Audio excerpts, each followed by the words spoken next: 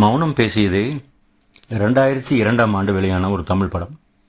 நடிகர்கள் சூர்யா, நந்தா, விதார்த், த்ரிஷா, லைலா முதலியோர் நடிப்பில், அபராஜித் ஃபிலிம்ஸ் தயாரிப்பில், யுவன் சங்கர் ராஜா அவர்களினுடைய இசையில், ராம்ஜி அவர்களின் ஒளிப்பதிவில், அமீர் அவர்களின் முதல் படமாக 2002 டிசம்பர் 13 அன்று இந்த படம் வெளியானது.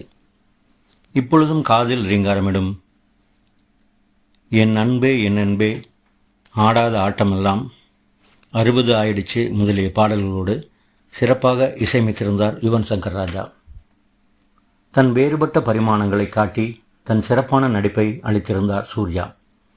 மாறுபட்ட காதல் கதை மற்றும் திரைக்கதையுடன் சிறந்த நடிகர்கள் தேர்வு, ஒளிப்பதிவு, இசை என தன் முதல் படத்திலேயே முத்திரையை பதித்து வெற்றி படமாக்கினார் இயக்குனர் அமீர்.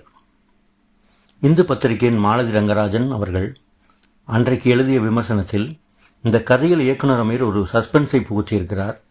படத்தின் முடிவு இயக்குனர் கதையை வேறுபட்ட விதத்தில் செய்த முயற்சியை காட்டுகிறது.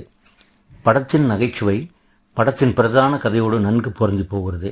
மேலும் படத்தின் நகைச்சுவை காட்சிகள் ஆரோக்கியமான நகைச்சுவைக்கு எடுத்துக்காட்டாக திகழ்கிறது என்று தனது பாராட்டை அவர் தெரிவித்திருந்தார்.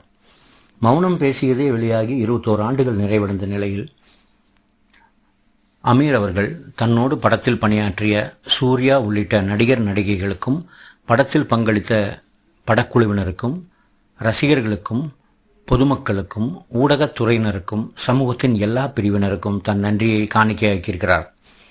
மரியாதைக்குரிய ஊடகத்தினருக்கும், அன்புக்கும் பாசத்துக்கும் உரிய தமிழ் மக்களுக்கும் அன்பு வணக்கம் என்றும், நான் சோர்ந்து துவண்டு விடாமல் எனக்கு நம்பிக்கை, அன்பு, ஆதரவை அளித்த அனைவருக்கும் நெஞ்சார்ந்த நன்றிகள் என்றும், படம் வெளியாகி 21 ஆண்டுகள் நிறைவடைந்த நிலையில் என்னுடைய நெகிழ்வான தருணத்தை உங்களோடு பகிர்ந்து கொள்கிறேன் என்றும், என் திரைக்கனவை நனவாக்கிய தயாரிப்பாளர்கள் அபராஜித் ஃபிலிம்ஸ், கணேஷ், ரகு, வெங்கி நாராயணன் முதலியோருக்கும், திரைப்படத்தின் வெற்றிக்கு கரம் கொடுத்த சூர்யா, த்ரிஷா, லைலா உள்ளிட்ட நடிகர் நடிகைகளுக்கும், ஒளிப்பதிவாளர் ராம்ஜி அவர்களுக்கும், யுவன் சங்கர் ராஜாவுக்கும், தொழில்நுட்ப கலைஞர்கள் மற்றும் திரைத்துறை தொழிலாளர்களுக்கும் நன்றி என்றும் தெரிவித்துள்ளார்.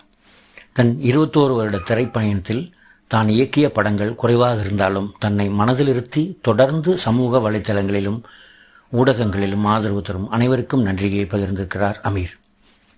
வாழ்க வெல்க அமீர் அவர்களே, உங்கள் திரைப்பயணம் பெரும் வெற்றிகளோடும் சாதனைகளோடும் தொடரட்டும்.